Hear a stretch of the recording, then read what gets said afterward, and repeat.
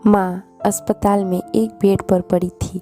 अस्पताल के बाहर में उसके 2 बेटे और एक बेटी चिंता में टहल रहे थे। भाई बहन को अपनी माँ के लिए सेहत की चिंता तो थी, लेकिन उससे भी ज़्यादा चिंता इस बात की थी कि अब माँ को अपने साथ कौन रखेगा। जब तक माँ स्वस्थ थी वह इन तीनों से अलग अलग पुराने घर में रहती थी, लेकिन अब ऐसा करना खतरे से खाली नहीं होता। ऐसा करने में समाज में तीनों बेटे बेटियों का नाम भी खराब होता। लोग कहते कि देखो कैसी औलादे हैं, बीमार माता को अकेला रहने के लिए छोड़ दिया। 1 घंटे से बिना कोई बातचीत किए वह तीनों अपने अपने विचारों में खोए थे।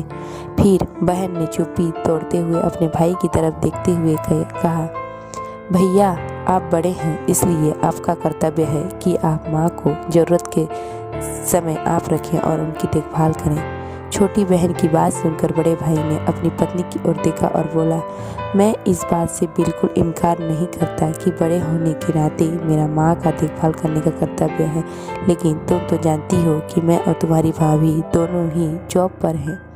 ऐसी हालत में माँ के साथ किसी न किसी को हर वक्त उनकी देखभाल करने के लिए उनके साथ रहना पड़ेगा, जो हमारे लिए बहुत मुश्किल हो जाएगा।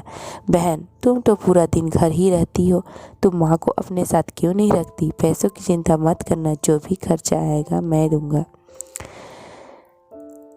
अमन भैया आप तो जानते ही हैं कि मैं माँ से कितना प्यार करती हूँ, लेकिन आप यह भी जानते हैं कि मेरे ससुराल वाले कैसे हैं। मैं यह बिल्कुल बर्दाश्त नहीं कर पाऊंगी कि कोई मेरी माँ को और मेरे भाइयों को भला बुरा कहे।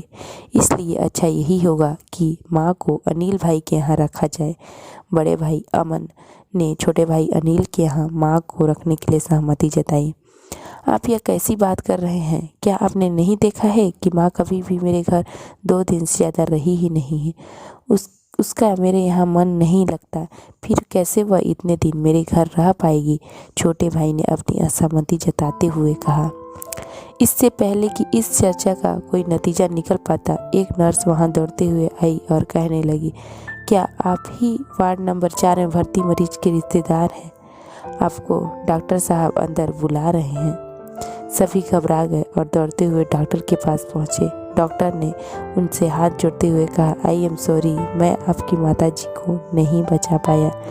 डॉक्टर की इस खबर ने सबके चेहरे पर झूठी मूठी दुख की परत तो चढ़ा दी थी, लेकिन सभी दिल के किसी कोने में इस बात की खुशी भी छिपी थी कि अब उन्हें माँ को नहीं संभालना पड़ेगा और माँ की वजह से उन्हें परेशान नहीं होना पड़ेगा। दोस्तों, छोटी सी इमोशनल कहानी समाज का सत्य है। यहाँ लोग ऊपर से जो दिखाते हैं वह अंदर से नहीं होते। जो माँ बाप अपने 4 बच्चों को बिना किसी शिकायत के बड़ी आसानी से संभाल पाते हैं, आगे चलकर ज़रूरत पड़ने पर यही 4 बच्चे मिलकर भी उन्हें नहीं संभाल पाते या नहीं संभालना चाहते। बच्चों को यह बात नहीं भूलनी चाहिए कि जैसा वह बोएंगे वैसा ही तो काटेंगे।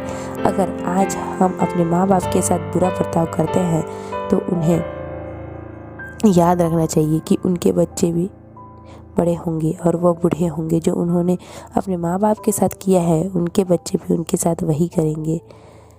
दोस्तों, अपने दिल से छल कपट निकाल दीजिए और सच्चे मन से अपने माता पिता की, अपने बुजुर्गों की सेवा करिए।